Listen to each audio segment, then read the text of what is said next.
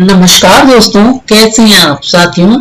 एक बार लक्ष्मी जी को जगन्नाथपुरी में भ्रमण की इच्छा हुई। जब लक्ष्मी जी जगन्नाथपुरी में भ्रमण कर रही थी तो उनका मन हुआ कि किसी भक्त पर कृपा की जाए। तभी उन्होंने मन में क्या सोचा कि पहले हमारे प्राणनाथ के जो अर्चक हैं, जो उनकी नित्य सेवा करते हैं मंदिर में, मैं उनके घर जाकर देखती हूँ। अगर किसी पर कृपा करनी है तो मैं उन पर करूंगी। तो लक्ष्मी जी उन अर्चकों के घर गई और क्या देखा कि सूर्योदय हो गया है, सब अभी तक सो रहे हैं, घर में कोई स्वच्छता नहीं है, सारा सामान इधर उधर बिखरा पड़ा है, रात का जो भोजन खाया था वो बर्तन भी ऐसे ही पड़े हैं। तो लक्ष्मी जी ने मन में कहा, मैं यहाँ नहीं रुकूंगी और ना ही मुझे इन पर कृपा करनी है, यह तो मेरे रहने के योग्य स्थान ही नहीं है। और फिर लक्ष्मी जी वहां से चली गई। अब लक्ष्मी जी उस व्यक्ति के घर गई जो मंदिर में झाड़ू लगाने की सेवा करता था और जिसे मंदिर में घुसने भी नहीं दिया जाता था। उनके घर में जाकर लक्ष्मी जी ने क्या देखा कि सब ब्रह्म मुहूर्त में उठ जाते हैं,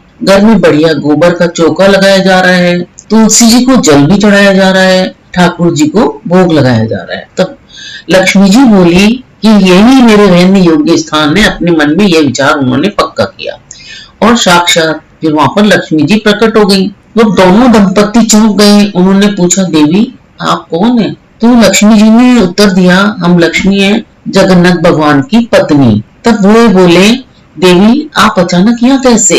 लक्ष्मी जी ने उनसे कहा कि तुम्हारे सेवा भाव, पवित्रता, तुलसी निष्ठा और घर की शुद्धता देखकर मैं बहुत ही प्रसन्न हुई। और फिर सब बोले, जय हो लक्ष्मी जी की, जय हो लक्ष्मी जी की, यह तो हमारा सौभाग्य है। तब लक्ष्मी जी ने कहा, मैं तुम्हारे घर आई हूँ और मुझे प्रसाद नहीं परोसोगे? तब सब बोले, हाँ हाँ आप बैठिए, आपको प्रसाद जरूर परोसेंगे। तो उन्होंने लक्ष्मी जी को आसन पर बिठाया और प्रसाद परोसा। उधर बलराम जी पुरी में घूम रहे थे। तभी खिड़की से झांक कर उन्होंने देखा कि लक्ष्मी जी किसी दूसरे के घर में भोजन कर रही है। तो ये देखकर उनको बहुत क्रोध आया। वो बोले मन में, इनका कुल कितना नीचा है, शुद्धता भी नहीं है घर में और इनके घर लक्ष्मी जी भोजन कर रही है, आने दो इन्हें। बलराम जी क्रोध से वहां पर चले गए। उधर लक्ष्मी जी ने भी कहा, अभी तो हम जा रहे हैं, हम फिर आएंगे, और वो भी वहां से चली गई। जैसे ही लक्ष्मी जी बैकुंठ पहुंची तो क्या देखा, बलराम जी रूठे हुए बैठे हैं, जगन्नाथ जी और सुभद्रा जी उन्हें मना रहे हैं। बलराम जी कह रहे थे, आचार विचार सब भूल गए हैं, शुद्धता पवित्रता का कोई ध्यान नहीं है, परमात्मा होते हुए भी बुद्धि क्या भ्रष्ट हो गई है। तभी लक्ष्मी जी आई और बोली, आप सब प्रसाद पाने बैठिए, मैं भी लेकर आती हूँ। जगन्नाथ जी और सुभद्रा जी तो बैठ गए, लेकिन बलराम जी अड़े रहे। जगन्नाथ जी बोले, भैया आइए प्रसाद पाइए। बलराम जी बोले, मैं लक्ष्मी जी के हाथ का प्रसाद नहीं खाऊंगा, आचार विचार सब भूल गई हैं।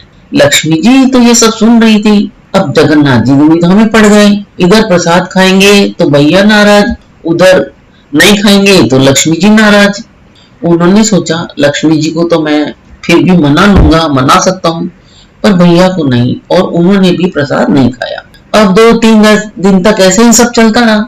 फिर लक्ष्मी जी ने कहा, जब मेरे यहाँ का कोई प्रसाद ही नहीं खाता है तो मैं यहाँ क्यों रहूं, मैं यहाँ नहीं रहूंगी और मैं उन्हें छोड़कर जाऊंगी। और उन्हें छोड़कर चली गई। लक्ष्मी जी की जाते ही सारी श्री चली गई। जगन्नाथ जी और बलराम जी भी फिर ये देखकर हैरान हो गए। बलराम जी बोले, ये क्या हो गया? जगन्नाथ जी बोले, लक्ष्मी जी चली गई इसीलिए सब कुछ चला गया। तब बलराम जी बोले वापस, कोई बात नहीं, हम खुद भोजन बना लेते हैं। जाकर देखा तो रसोई में तो कुछ है ही नहीं, सारी सामग्री गायब है।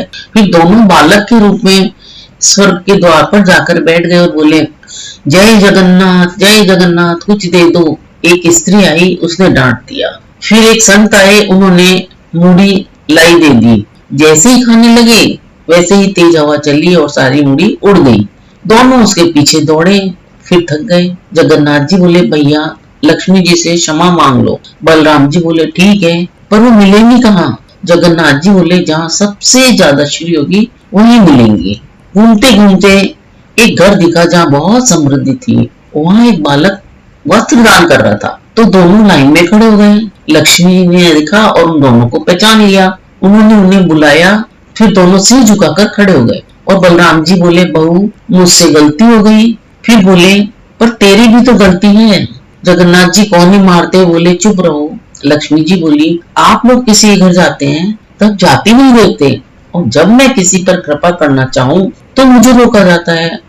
मनुष्य को उसके जन्म से नहीं, उसके कर्म और व्यवहार से पहचानना चाहिए। जो कर्म से शुद्ध है वही शुद्ध है। बलराम जी और जगन्नाथ जी इस बात से फिर सहमत हो गए और उन्होंने कहा, एक नियम बना दीजिए। लक्ष्मी जी बोली कि पुरी में ऐसा नियम हो कि महाप्रसाद सबके लिए समान हो, चाहे वो ब्राह्मण हो या शूद्र। अगर एक ही पत्तल में साथ खाए तो भी समान पुण्य मिले, कोई भेदभाव नहीं होगा। दोनों ने यह नियम स्वीकार किया और फिर तभी से आज तक जगन्नाथ मंदिर में महाप्रसाद सबके लिए समान हो गया, चाहे वो ऊंची जाति का हो चाहे नीची जाति का।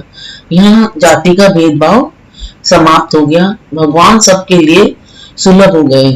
तो दोस्तों, लक्ष्मी जी की ये जानकारी आपको कैसी लगी? अगर अच्छी लगी हो तो मेरे इस वीडियो को लाइक शेयर सब्सक्राइब करके मेरा उत्साह अवश्य बढ़ाएं। अपना मूल्य समय देकर वीडियो देखने के लिए आप सभी को बहुत बहुत धन्यवाद।